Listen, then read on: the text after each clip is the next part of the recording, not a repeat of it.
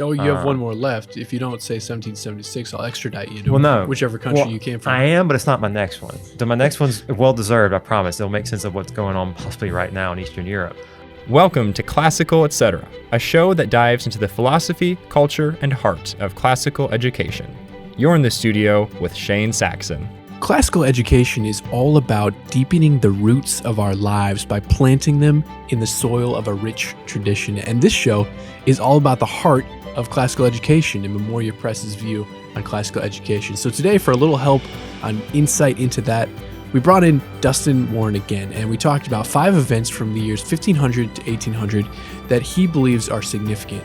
And I'm pretty convinced after hearing these stories that if you explore them, internalize them, and think about the ways that these stories have impacted our modern day, you'll have a broader and better perspective.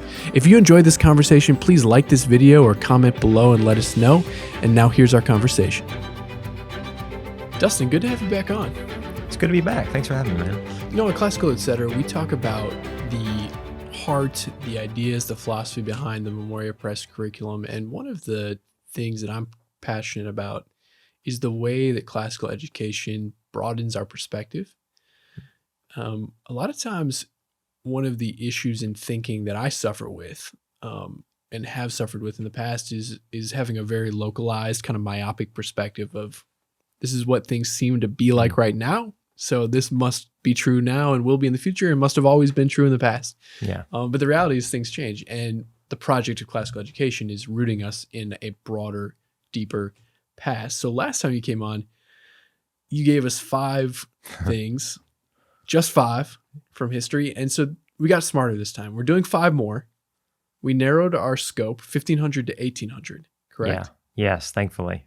And you're a person who's just fascinated with stories, who loves history, who has been brought in by these things. And I just want to chat with you. I made you choose 5 things from that 300-year window. And I just want you to tell me some of these stories, talk about them, talk about the ways they can broaden our thinking. Yeah. First off, the 300 years was super helpful. I'm glad you liked that idea. Last time I was like, oh, this is really hard. I had it, I feel like I committed sin afterwards and thinking like cutting certain things out. But yeah, so I was thinking somewhere I guess we ended 1453, I think last time. That's correct. With the fall of Constantinople. So kind of pick back up there. You could say 1500, but we always kind of fudge with numbers in history classes. Sure. So we'll say 1453 to about like 1800 might stretch. There were 200,000 people on the battlefield. And yeah. It's always like there were 400,000, 500,000. Like, okay, maybe not.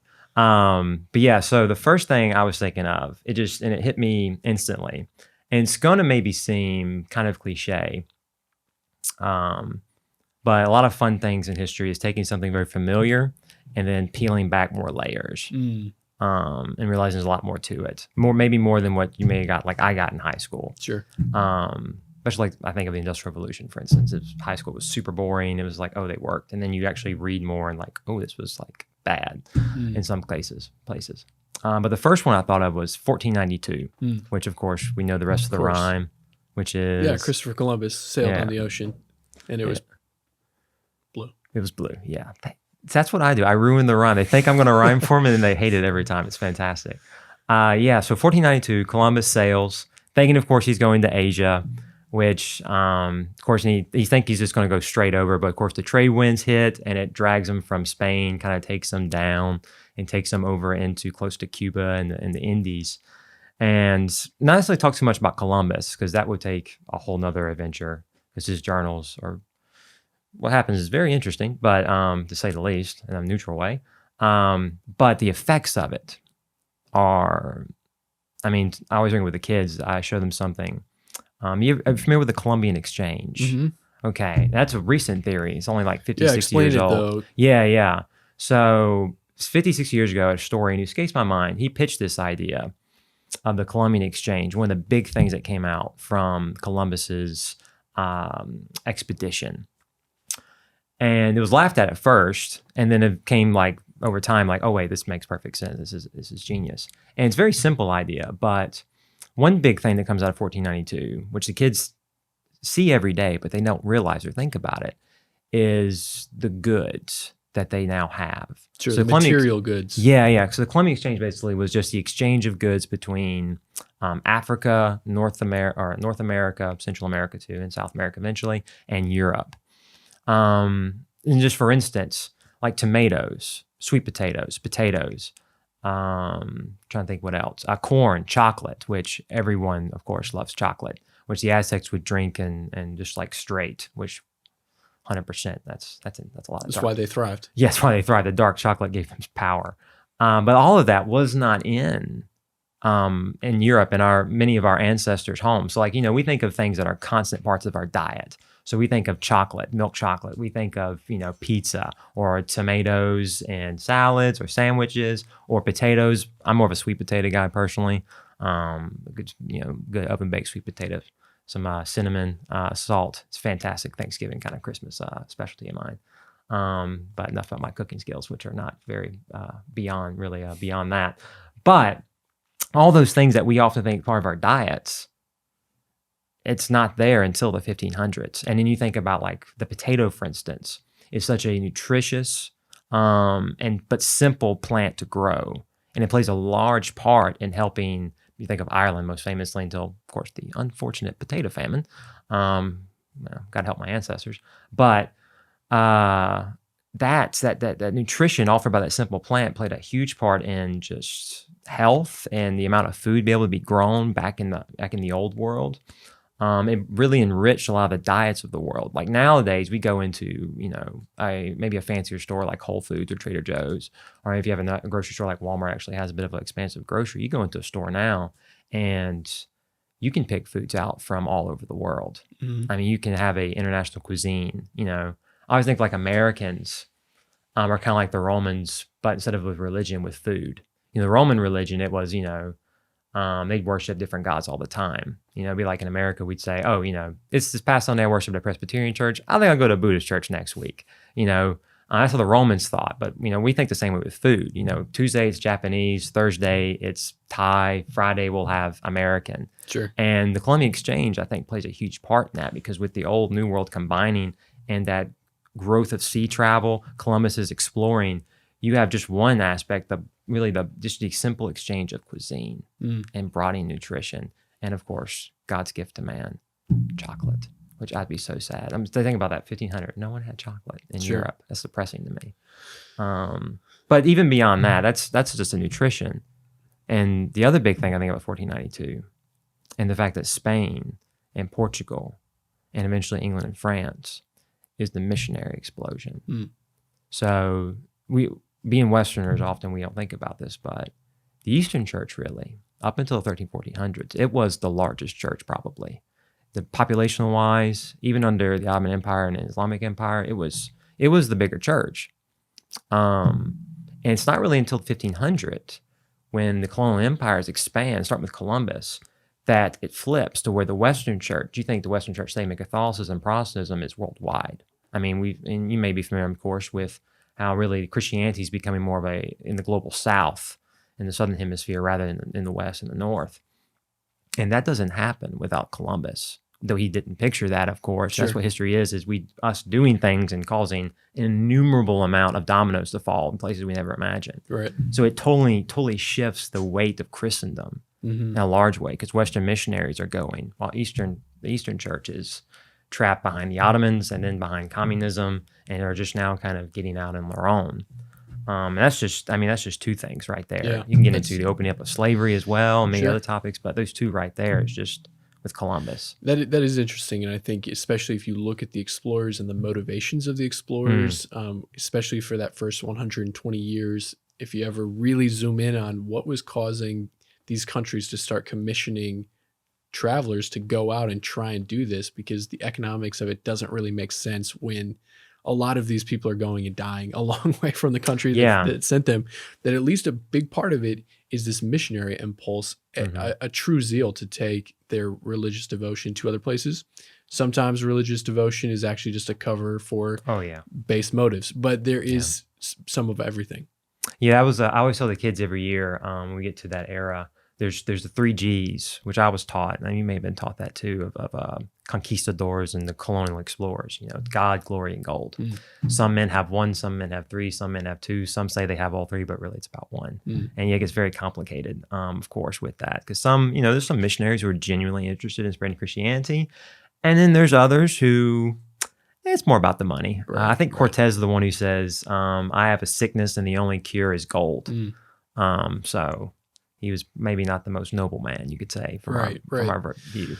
Yeah, and that speaks also to the fact that with the expansion of global commerce and trade, starting in just the powerhouse of trade that is the middle of Southern Europe, that then expands overseas, you also then have the transfer of disease and germs that people can't. Yeah. So goods are coming back and forth, some of them good ones and some of them bad ones, but now you have germs that are going back and forth, and that causes devastation in North America and South America. Yeah, and that's like the horrifying thing. And what always kind of, it shakes the kids, which it should. I mean, it's so easy for statistics to become, my favorite poet and humanitarian, Joseph Stalin, that's a joke. But one of his great quotes, because he's quotable, is, the death of one man's a tragedy.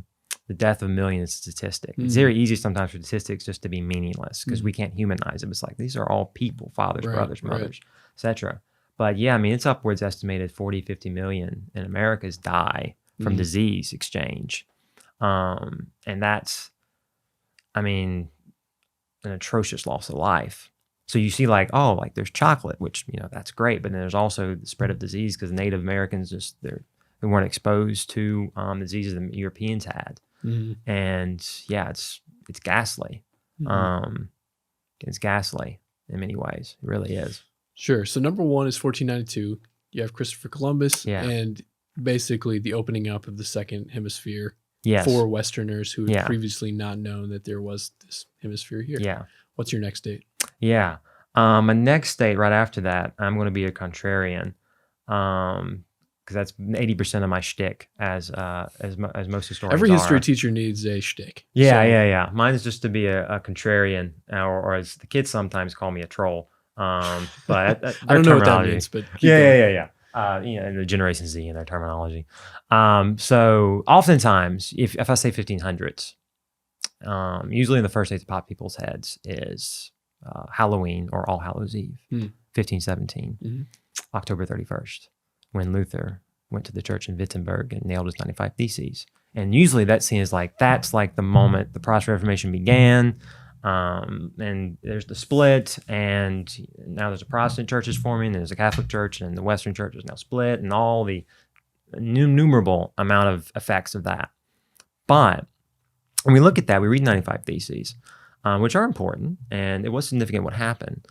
But to me, the really, I think, next important date, especially in the Reformation's time, is not in 17, but in 1519, which 1519 by itself is a huge year.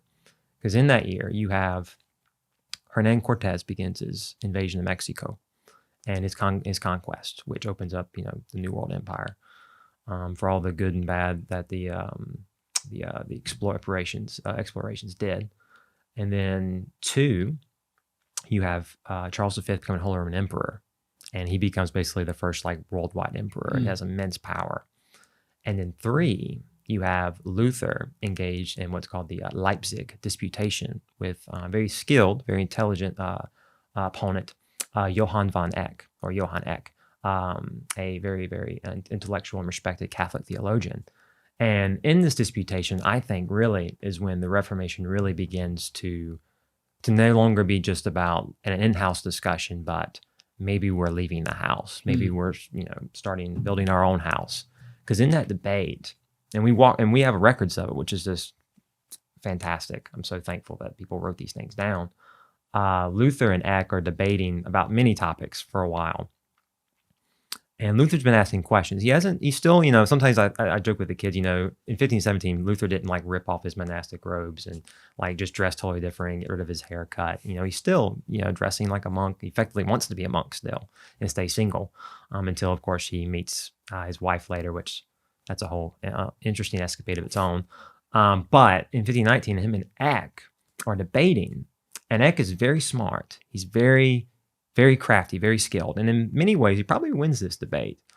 because he really gets Luther in a corner, though it actually helps Luther in many ways long-term in what he wants to do. But they're really arguing about authority. And basically, like, how do we figure out what's the right belief? Who's right here? And Eck is asking him, okay, so you say the Pope is not a high authority on these matters. And Luther says, no, a man can be wrong, the Pope could be wrong, and he's questioning that. And then Eck's like, okay. And then he pushes him, so if one man could be wrong, could men be wrong? Or can't men be wrong too? And he asks them, what about councils? And he opens up the idea of, what about the church councils? The first 7 ecumenical councils, the Council of Constance 100 years before, could those also err? Because Luther had been trying to appeal to those. Sure. And what he's doing really is pulling it. So he's saying, like, okay, so, Luther, you're saying you can't trust the Pope, we can't trust the councils. And he's cornering Luther. And that's the moment when Luther realizes, for him, as he'll talk about later, it opens up really for him, maybe the first time, Scripture, and that idea of that Scripture alone, a very core Protestant idea amongst Protestants. And Luther then says, yes, councils can err, the Pope can err.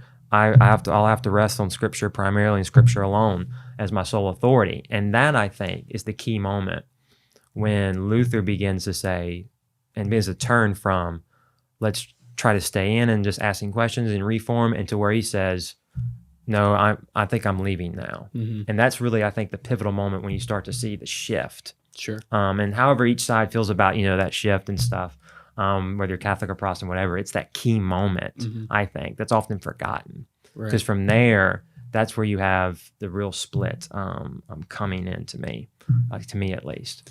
And in the history of philosophy, that's a much more momentous moment, which I think is what you're keying in on, than necessarily the hitting of the thesis onto the door, because now for the world at large, that is the Western world, who's in a particular tradition of thinking about ideas, Luther is now appealing to a particular way of determining how you can make sense of the world. That is different than it ever had been before. And that has now changed many more times in the broad cultural consensus. But this is the first person who has really gone against the broad cultural consensus and the institution that had reigned dominant for so long. That's the thing, is I think that's part of what history is when you study history, like, you're born into a world with forces that, the dark word would be control, and I like to use dark words because it gets the kids' attention, control you. You grow up in the systems of thinkings and your cultural way of interpreting data, and you don't even know that they're there. You're wearing glasses from when you're born, and you don't know that they're there. And through, like, learning this, you're like, oh, this is why Christians on different sides of the avenue think maybe totally different or have different ways of approaching it. And it's not just like, oh, well, they just think differently than me, and that's just how it is. You can start to peel back those layers by seeing these things.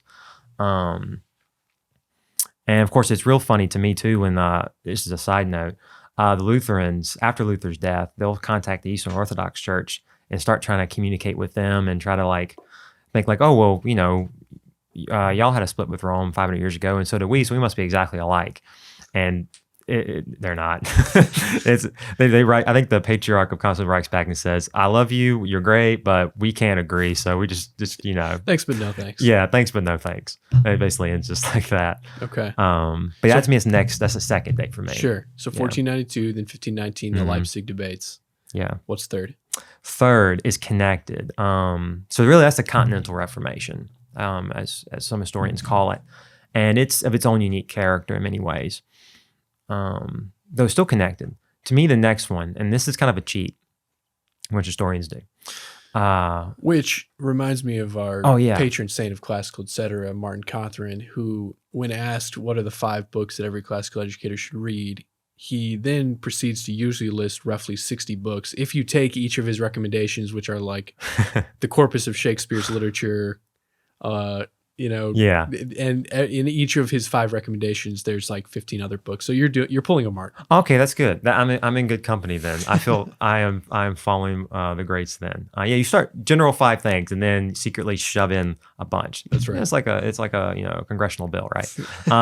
But the next one is connected. I would say, and this may be a bit of an obscure one, maybe the 1559 Elizabethan Settlement, which sounds really bland and generic, and just kind of boring, but it's hugely influential in so many ways, particularly in regards to America, religion, and the intersection of those both between England and America. But let me just back up for a second before I get turned around.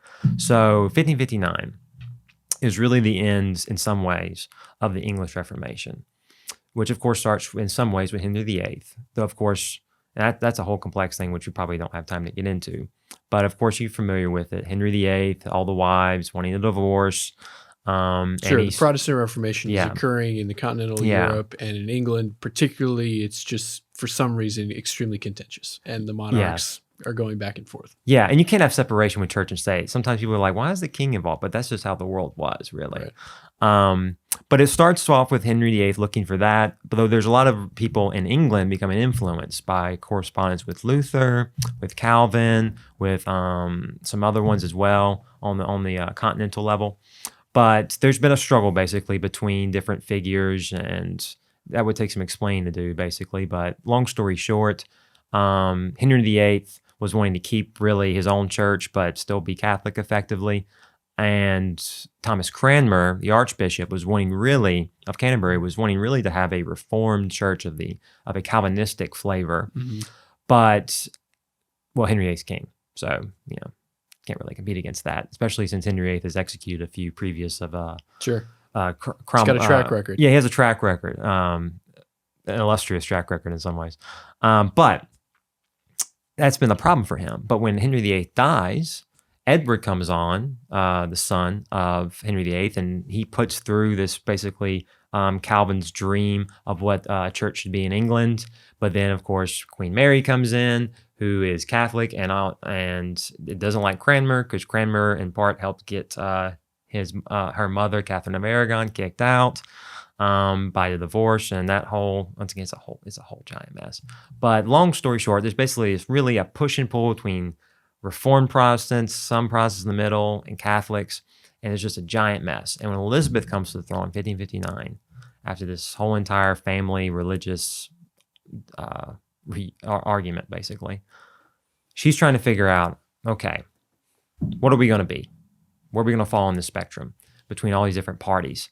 And Elizabethan Settlement basically takes the middle way, as it's often called. We're going to be both Protestant, but also be Catholic. We're going to keep aspects of both and try to basically create a big tent, which even today, in our brothers in Anglican Church, they're marked often by just, their view of like big tent, because you'll find Anglicans who are more high church and more Anglo-Catholic, and you'll find Anglicans who are low church and you might say more evangelical. That's just how they think and how their way of life is approached in many ways. But with Elizabeth 1559, she creates that idea, and his idea is to keep England together, which of course is a good idea in some ways and a good intention.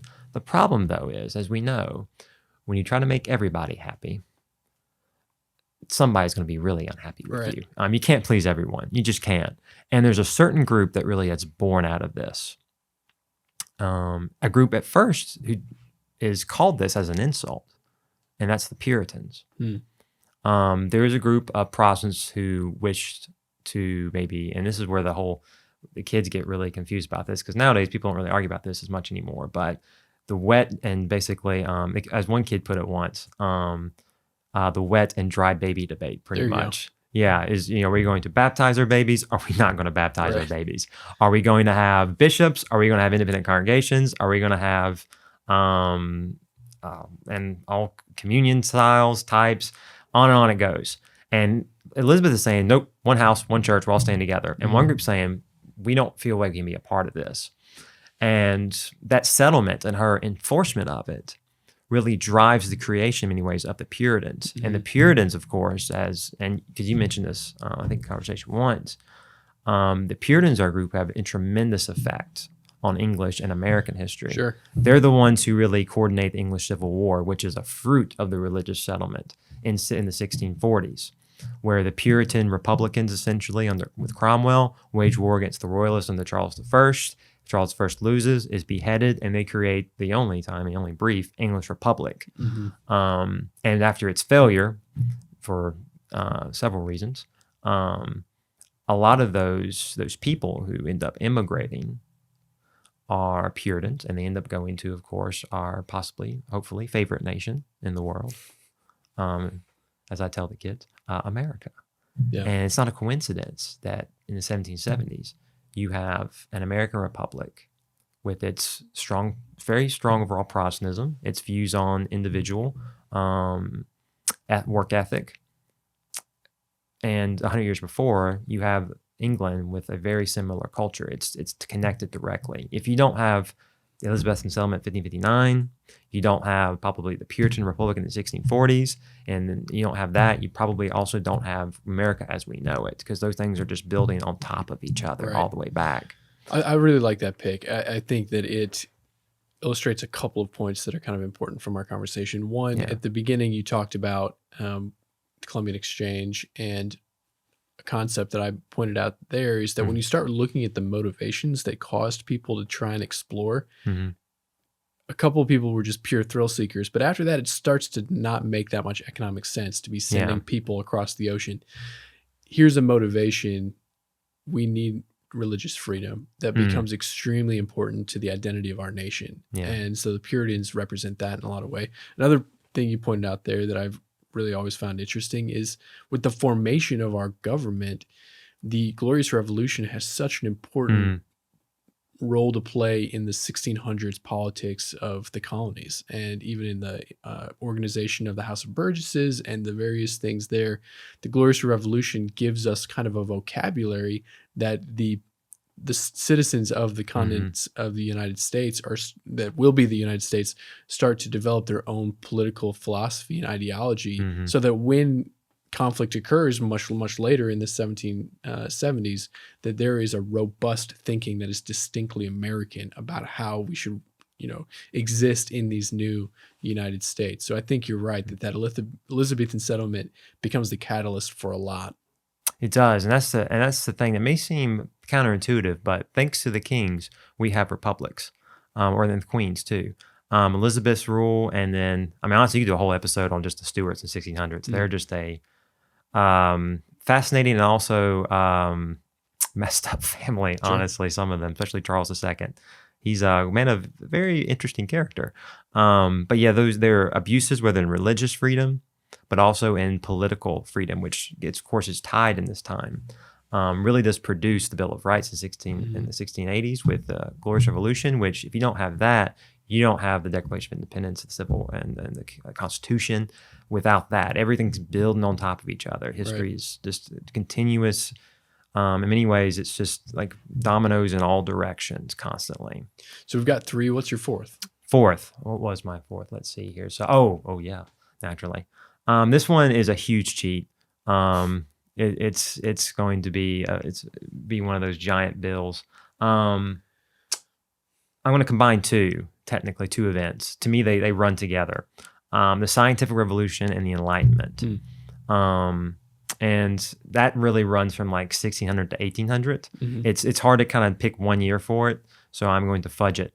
But to me, this is probably, and this is what I tell the kids, and we sit and we read through the documents and the sources of these guys.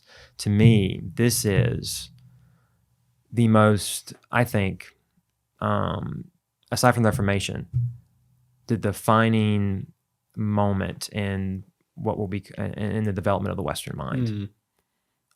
It has shaped so much how we think, for good and for bad.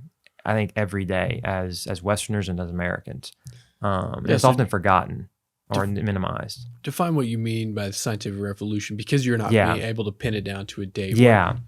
Yeah, I mean, science of revolution, of course, you can get into Sir Francis Bacon and Isaac Newton and Copernicus, but not so. We don't really go that much direction. When I think about the science of revolution and the Enlightenment, the 1600s to the 1800s, really, is you see a change in thinking in some ways. So Sir Francis Bacon, who, funnily enough, is killed while experimenting, trying to freeze chickens, which is That's a tough way to go. That's a tough way to go. Somewhere, I feel like that's an advertisement waiting to be used somehow by some chicken company right now. But regardless, death by chicken.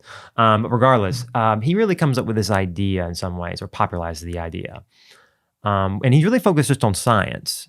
He writes some works part-time. He's a chancellor for the British. He works for King James I. If I remember correctly, it was James. I could be wrong. Someone can fact check me later on the internet.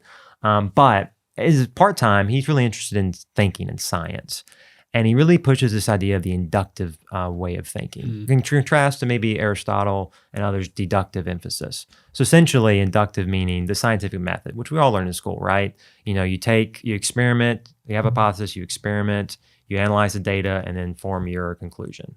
You use all the data you have to arrive to a conclusion, basically. And his big idea really is, let's test the world and figure out what's the best way of doing something. It's very simplistic, kind of reductionistic, but that's Bacon's idea. And that's fine. That's just in science, that's always intended for. You see Newton similarly. You see Rene Descartes with a similar idea, but he takes it a little farther into philosophy. But it's in the 1700s. And this is the thing I always stress to the kids is, the way you think about one topic, it bleeds into another. The Americans are very democratic in politics.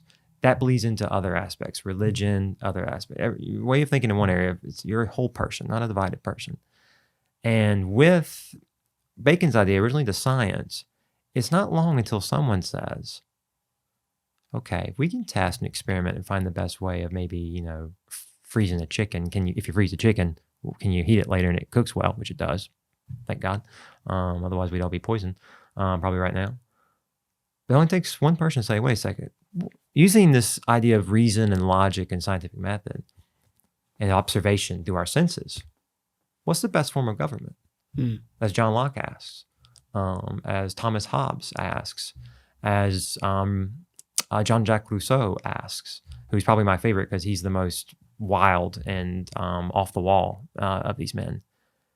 And the Enlightenment really is a time, which the Enlightenment, defined by Immanuel Kant, is it's man's use of his reason, not bowing to the church or bowing to the authorities or bowing to whoever, but you and your reason to figure out the world. That's Kant's, he writes a thesis called What is Enlightenment? He lays it out simply and basically takes shot at every authority in Europe, minus the king, because, the king could kill him.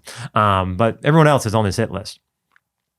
But once you ask that question, it opens up, in some ways, Pandora's box, because now it's what's the best government? What's the best society? What's the best economy? What's the best maybe religion? Is there a best religion? Is there actually a way we can understand God? If reason is our ultimate guide and becomes our ultimate guide, and from that, basically, you really have, huge emphases coming out. So you think about religious skepticism. Did you ever read Candide in high school? No.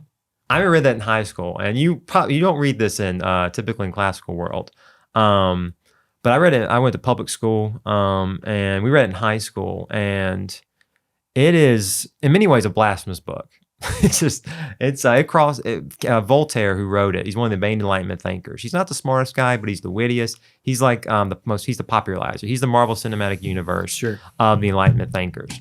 And in Candide, you read it, and if you read it, which I would recommend if you're mainly a college level to read it, because he's like I said, it's a little it's partially blasphemous in some places, and a little risque to say the least. But when you read that, it sounds like you're talking to a modern person. There is rooted deep into it religious skepticism. Is rooted question constantly with the problem of evil and is there really a good God and the world's so horrible and it's messed up and on it goes. And it's basically this conclusion of, there is no greater way to know God. There's just me and you. There's just our own reason. We just got to figure out for ourselves in many ways. And that religious skepticism to where we see today, to where the idea of God as a purely scientific concept, and that skepticism towards miracles, which Lewis tackles in his book on miracles in particularly, is born in that age. Just one aspect. Like the way our society is today, the secular society, the critiques against God, religion, starts with the Enlightenment. Sure. Which, of course, from a Christian perspective would be, well, that's terrible. But there's also some good things as well. I mean, you see with the Enlightenment thinkers, like Locke's conclusion is monarchies don't work. He grew up in the English Revolution period we talked about earlier. Things are really horrible and bad. Obviously, monarchs can abuse power. This doesn't go well. Maybe we should try to form a republic, a idea of the social contract. And that's we would say, at least from our perspective, a good benefit. Sure. I like to live in a republic. I hope you do too. And other things like counting how many times people die after you put a leech on them versus how many times they get better. And if the times they die is more than the times they get better, then we stop putting leeches on people. Yes. Many medical advances and technological advances and the quality of life and life expectancy just vastly different even in 300 years. Yes. Because of verifying using empirical processes. But as you've pointed out, the philosopher Charles Taylor is reflected on the fact that the modern man is the first man in world history who has had the option to choose whether he would believe in God or not. It wasn't something that was inherent in his cultural milieu growing up. And that does something to a person to have to, according to the scripture, the fool says in his heart that God does not exist. But today it's one of the options among many as to whether you're going to be a religious person. And that's an interesting just fact of our cultural existence because of the scientific revolution. Yes. And that's what's ironic is it starts with Christians like Bacon. Newton believed in God. Of course, he probably was an Arian, but we at least count him as a monotheist in some sense. But a lot of the early Christian or scientists were Christian, and some of the Enlightenment also were as well. But that's what's interesting is Bacon creates something he never meant to create. Men take his idea and take it to places he never, I'm sure, imagine he would intend to. So there's like that very negative aspect, we might say, of the religious skepticism, which is born just basically there is no greater way to know God, which you see with some of the founding fathers. But you also see some positive aspects. And in many ways, and this is where my big cheat's coming in, because you viewers may be thinking, okay, these are a bunch of Americans. Where's 1776 at? That's when history began. Oh, you have one more left. If you don't say 1776, I'll extradite you to whichever country you came from. I am, but it's not my next one. So my next one's well-deserved, I promise. It'll make sense of what's going on possibly right now in Eastern Europe. If there is no Enlightenment, there is no revolution. And what I mean is this. So in many ways, I think the phrase Great American Experiment, it's a phrase often used by historians. The reason it's called an experiment, I think, in part, is because, well, it is an experiment. It's an experiment of the Enlightenment ideas. So this idea of a man with his reason can form a better society, a community with reason. Like Locke's belief, and this really is the divide. I think in many ways, the Great American Experiment is an argument over was John Locke or Thomas Hobbes right? And you see that often reflected in the viewpoints of Thomas Jefferson and Alexander Hamilton, who I'll try to refrain from singing, feeling the urge every time I hear the name now. But it's really hard not to. But John Locke, just to recap their views here and tie it into America, he's in many ways a founding father of the unspoken founding father of our republic. His idea was that man with his reason, who is born blank, neutral slate, we can come together if we're taught right and educated right, and we can work together to form a republic. And if the government doesn't work out, we can cast it down and try again. It was an inherent belief of his that man could work together. And Thomas Jefferson deeply believed in that. He believed, in flaws that he had, but he believed that if you educate society, if you educate the average person, that they can work together, that they can keep this experiment going, that this can work. And he believed in many ways, as Jeffersonian democracy and Andrew Jackson carries on in some ways, this idea that the average American can vote, which is in some ways how we get to universal voting for people who don't own property. So thankfully I can vote because of that. But Jefferson believed that, but not all believe that. Alexander Hamilton was more, in some ways, of the Hobbesian perspective. Thomas Hobbes, he was a bit different. He was the contrarian to John Locke. Hobbes wrote a famous book called Leviathan, and its basic idea was man is, as to quote him, man is nasty, brutish, and short. His life is short. He's not born, like Locke says, we're born blank, and we can, if we're educated well, we can become good people. Hobbes was more, no, man's evil. Man's in functionally society. Man is obsessed with getting an advantage, hurting each other, power. You need someone with a strong hand to keep order. He didn't have faith in man to work together. And that's why he called his book Leviathan. His idea was we need a mighty king. He takes biblical imagery from Job. He says we need someone who the people put their trust in as a sovereign and who will enforce order. Because in some ways he says, it kind of implies here, I feel, and Hamilton talks about this a little bit in some ways, we all kind of want a Leviathan. We all want a strong man to kind of lead us and enforce our will. You ever seen like the cover art of the Leviathan? You ever seen the book? It's like, it shows like this, it's this weird picture. There's like this giant man walking over English hills, and there's like, you look close and his body's made up of people. And there's like a crowned king and he has a sword and the scepter. It's a really trippy picture. First thing it's armor. We do as a warm up with the kids beginning of class, and they look close like, oh, that's people. That's weird. But like the idea is like the people is the king. Sure. And in many ways today, that's the great American question.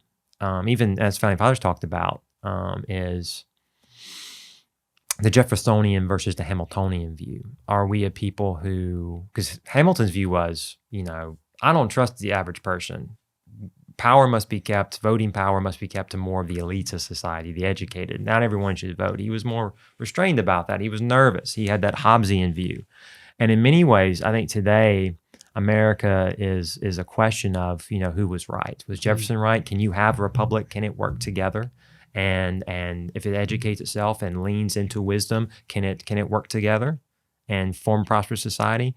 Or are we, as monarchists, because they do exist, I know a couple, are monarchists right in that mankind can't be good? They're going to tear each other apart. We need a strong man. We're going to have a monarchy again. And that's, I think, a great question. It still kind of lingers over America. Sure, underneath of certain ideas for certain. So what's your fifth one? Yeah, the last one. My last one, which technically I'm kind of going back in time slightly, but it's in the 1600s. Have you ever heard of Peter's European Tour? No. So this is not a rock tour. U2's not involved, or other bands. But Peter the Great, name at least, I'm sure you heard. Fascinating man. Really liked, he was a big fan of dwarf parties, actually. Okay. He liked, at one time he threw a big party and invited all the dwarfs in Russia because he thought that would be hilarious. Not that maybe the best moral guy, but interesting character nonetheless. But Peter the Great, in 1697, 1698, he went on a tour of Europe. Russia, by this point, just to give an insight, it's not the Russia today. Russia, effectively, in 1697, was a agrarian society, a feudal society, while Europe was entering into the edges of the Industrial Revolution, was advancing in many ways slowly into democracy as led by Britain, the democratic ideas.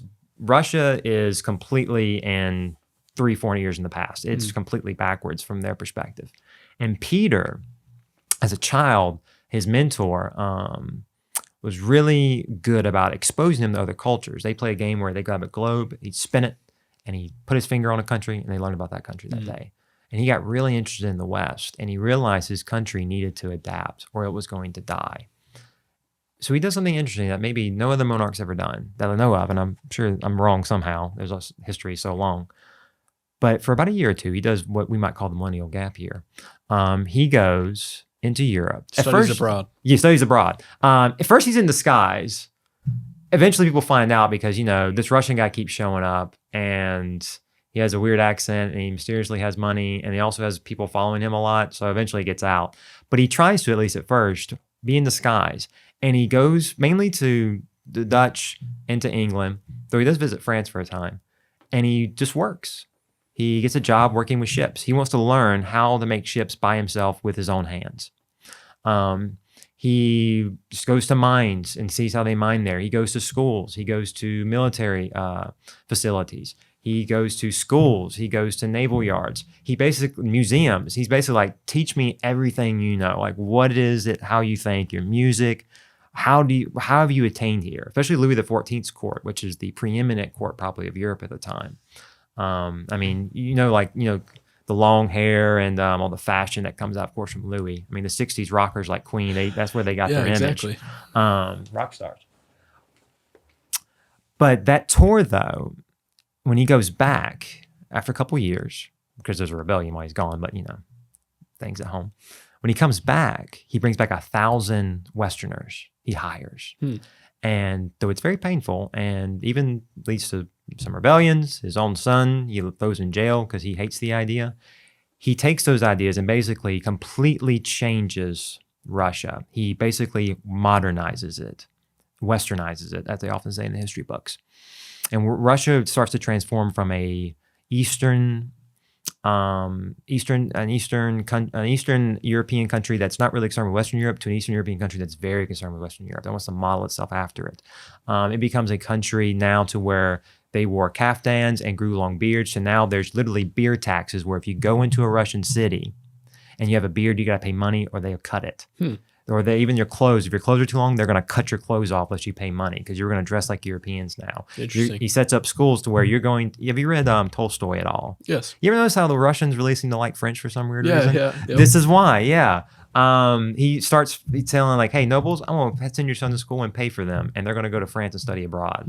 He purposely basically like grabs them and shoves them under the water. Like, you're going to accept this, which causes problems. You may think like, does he just like some just weird obsessed West guy with the West or something? There's a reason for it, and it plays into today. Peter is wanting to modernize because he's wanting to expand Russia. What hurts Russia the most geographically?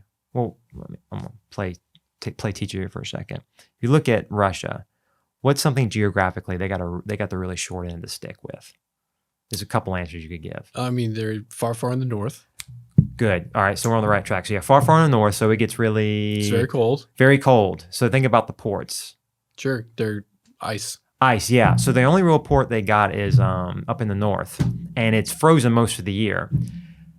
He needs to expand westward and southwards. The problem is the Ottomans are one of the strongest empires at the time, and the West empires there are also powerful.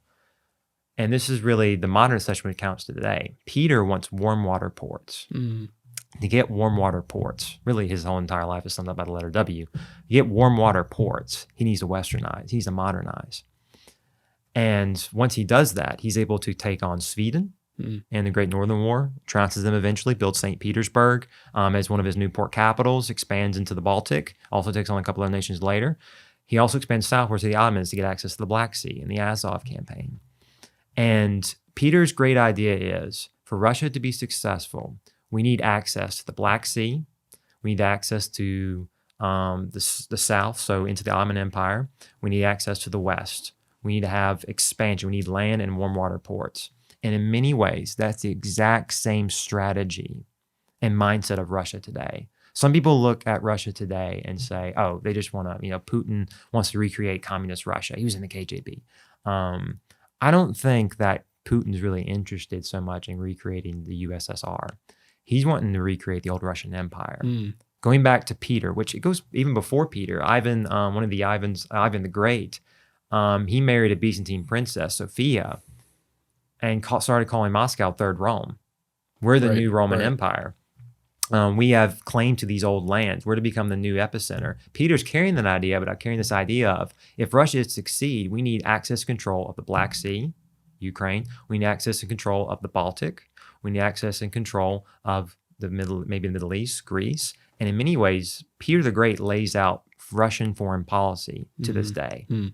And it starts with the world tour. And that's great because it has very clear application for your students. You can tell them that If you study abroad and you don't like your family very much, hire some friends and bring them back to be your family. Yeah. And that's an effective way to change your family's culture. It is. I mean, one of his best friends is Patrick Gordon, a Scottish man who serves with them. That's his right-hand man. Because, his sister, basically, this is a last little side note, his sister, I think his older name's Sophia, when he's a kid, she basically takes over and literally has a hostage, and he's on the throne, but she carves out a hole behind him to whisper commands to him what to do. Interesting. So yeah, Peter doesn't have good family, to say the least. Well, Dustin, 5 things from your 1500 to 1800 that have clear ramifications for today, interesting stories, and we're just scratching the surface. Oh yeah, just scratching the surface. All right, thanks for doing it. Thank you, man. Appreciate it. Thank you for joining me for this episode of Classical Etc. If you want to show support for the video, then you can hit the thumbs up icon below to give it a like. Or if you want to leave a comment, you can tell me what conversations you'd like me to have in the future. Check out our Memoria Press YouTube channel to find tons of other educational resources. And also a huge thank you to the Memoria Press Podcast Network. This is Classical Etc., and I'll see you next time.